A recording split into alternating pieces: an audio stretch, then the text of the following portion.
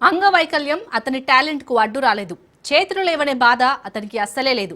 అన్నింటినీ జయించి తనదైన టాలెంట్తో ముందుకు వెళ్తున్నాడు.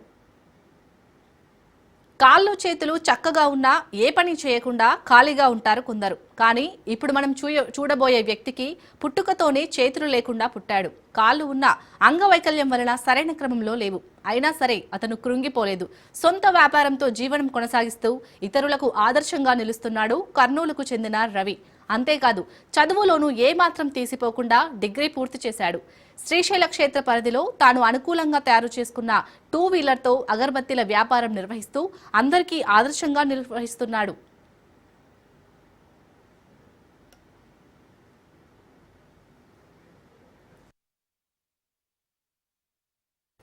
శ్రీశైల తాను అనుకూలంగా తయారు చేసుకున్న 2 వీలర్తో అగరబత్తీల వ్యాపారం నిర్వహిస్తూ అందరికీ ఆదర్శంగా నిర్వహిస్తున్న మల్టీ టాలెంటెడ్ రవితో మా ప్రతినిధి ఫేస్ టు ఫేస్. దివ్యాంగులని చెప్పి అధైర్యపడకుండా శ్రీశైల మహాక్షేత్రంలో తన సొంత వ్యాపారంతో ముందుకెళ్తా ఉన్నారు మల్టీ టాలెంటెడ్ రాము. ప్రస్తుతం మనం ఆయనతో ఉన్నాం, ఆయన్ని పలకరించే ప్రయత్నం చేద్దాం. చెప్పండి, ఇప్పుడు కాళ్ళు సరిగా లేవు, చేతులు లేవు, ఈ బండి పైన నడుపుకుంటూ ఈ జీవనోపాధి చేస్తూ ఉన్నారు, ఏంటి అసలు? 2 చేతులు 2 కాళ్ళు లేకపోయినప్పటికీ జీవితంలో నేను చిన్నప్పుడే పుట్టుకతో ఇలాగ పుట్టాను.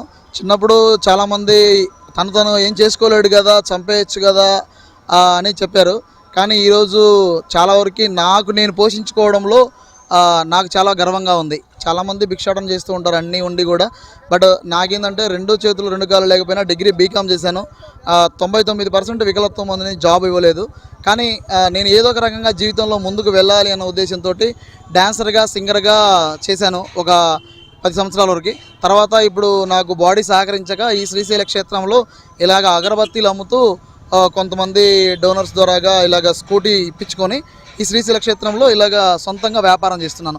ఈ ఘాట్ సెక్షన్లోనే నేనే ఇలాగా నేను డ్రైవింగ్ చేస్తూ ఇలా కాళ్ళతోటి హ్యాండ్లీ చేస్తూ ఇలాగ ఇది బ్రేకు ఇది యాక్సిలేటరు నాకు సొంతంగా దీన్ని దగ్గరుండి మోడలింగ్ చేసుకున్నాను. ఇలాగ ముందుకెళ్తున్నాను. కుటుంబ నేపథ్యం ఏంటి, ఎవరెవరు ఉంటారు మీ ఇంట్లో, ఎలా ఉంది మీకు దైనందిన జీవితం ఎలా ఉంటుంది? ఇంట్లో కూలి పనులకు అమ్మ నాన్న కూలి పనులకు వెళ్తుంటారు. 2 చెల్లెళ్ళకు పెళ్ళిళ్ళు అయిపోయినాయి.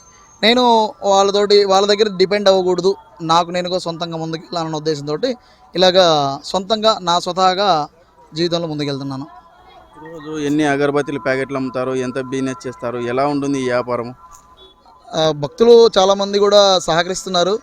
ఎలాగంటే తను ఇలాగ ముందుకెళ్తున్నా కూడా మనం తనకి సపోర్ట్ చేయాలని అగరబత్తీలు మనకి 50 రూపాయలు పడుతుంది, మనం 10 రూపాయలు 5 రూపాయలు లాభం చూసుకొని తీసుకుంటాం. అన్యాయంగా కూడా మనం బ్రతకడమే ధర్మంగా బ్రతకాలనుకుంటాం. మనం చేసే వ్యాపారం కూడా ధర్మంగా పరంగా వెళ్ళాలనే ఉద్దేశంతోనే మనకున్న కాస్ట్ మీద ఇంకా తగ్గించి ఇస్తాను. జనాలకు చాలామంది కూడా నన్ను కొంతమంది చూసి తగ్గించమని అడుగుతుంటారు, ఆయన కూడా తగ్గించే ఇస్తుంటాను.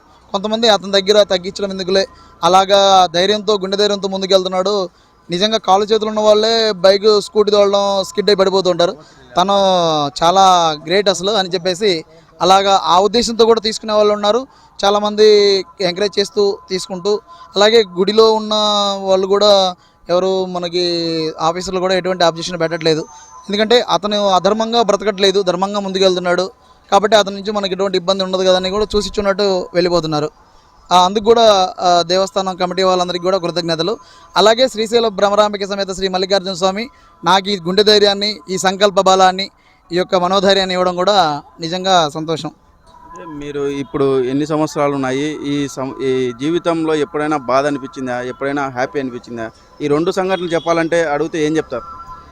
సంతోషకరమైన విషయం అంటే నా కాళ్ళ మీద నేను నిలబడడం చాలా గర్వంగా ఫీల్ అవుతాను. ఇక బాధాకరం విషయం అంటే ఇలాగ పుట్టినప్పటికీ అప్పుడప్పుడు నా పనులు నేను చేసుకోవడానికి ఇబ్బందిగా ఫీల్ అవుతుంటాను. బట్ ఇంట్లో వాళ్ళు, తర్వాత మన ఫ్రెండ్స్ నాకు సహకరిస్తుంటారు. ఇది కూడా ఒక సంతోషకరమైన విషయం. ఇక జీవితంలో ఇలాగ ముందుకెళ్ళడం కూడా, ఎందుకంటే చాలామంది చేతులు కాళ్ళు లేని వాళ్ళు సూసైడ్ చేసుకుంటూ ఉంటారు, చేతులు కాళ్ళు ఉన్నవాళ్ళు సూసైడ్ చేసుకుంటారు. వాళ్ళకంటే నేను బెటర్ అని ఫీల్ అవుతుంటాను. ఎందుకంటే వాళ్ళకి ఒక మోటివేషన్ నేను అని అనిపిస్తుంటుంది. ఎందుకంటే మోటివేషన్ అనిపించడమే కాదు, ఎవరైనా కూడా అలాగ బాధలో ఉన్న వాళ్ళు కూడా చెప్తూ ఉంటాను, 2 చేతులు 2 కాళ్ళు లేకపోయినా కూడా నేను ఇలాగ ముందుకు వెళ్తున్నాను, మీరు అన్నీ ఉండి ఏదో ఒక రూపాన బ్రతకగలుగుతారు, నేను బ్రతకలేని స్థితిలో ఉండి చావలేను, బ్రతకలేను, అలా స్థితిలో ఉండి కూడా నేను ఇలాగ ముందుకెళ్తున్నాను. మీరు అన్నీ ఉండి ఎందుకు సూసైడ్ చేసుకోవడం అని స్టూడెంట్కి మోటివేషన్ ఈవెంట్ వెళ్ళి చెప్తూ ఉంటాను. ఈవెంట్స్కి వెళ్తూ ఉంటాను, నేను స్టూడెంట్కి మోటివేషన్ చెప్తూ ఉంటాను. ఇలాగ మ్యారేజ్ అయిన వాళ్ళకి, వాళ్ళు డైవర్స్ తీసుకున్నప్పుడు అలాగ నేను కనిపించి సమస్యలు వస్తూ ఉంటాయి, పోతూ ఉంటాయండి, ఇలాగ ముందుకు వెళ్ళడంలోనే గొప్పతనం ఉంటుందని చెప్తూ ఉంటాను. అలాగ కూడా 10 మందికి ఇన్స్పిరేషన్గా కూడా ముందుకు వెళ్తుంటాను. ఏదైతే రాము చెప్తున్నాడో, ఏదైతే ఆత్మహత్యలకు పాల్పడేవారు కూడా తనకు 2 కాళ్ళు చేతులు లేనప్పటికీ తాను జీవిస్తూ ఉన్నాను, జీవిత పోరాటం చేస్తూ ఉన్నాను, మీరు కూడా ఆత్మహత్యల వైపు వెళ్ళొద్దనే సందేశం కూడా ఇస్తున్నారు. శ్రీశైల దేవస్థానంలో జీవనం సాగించేందుకు 2 కాళ్ళు చేతులు లేనప్పటికీ ఒకరిపైన ఆధారపడకుండా తన సొంత వ్యాపారంతో ముందుకెళ్తున్నారు. వీడియో జర్నలిస్ట్ శివశంకర్తో మధు, రాజ్ న్యూస్, శ్రీశైలం, నంద్యాల జిల్లా.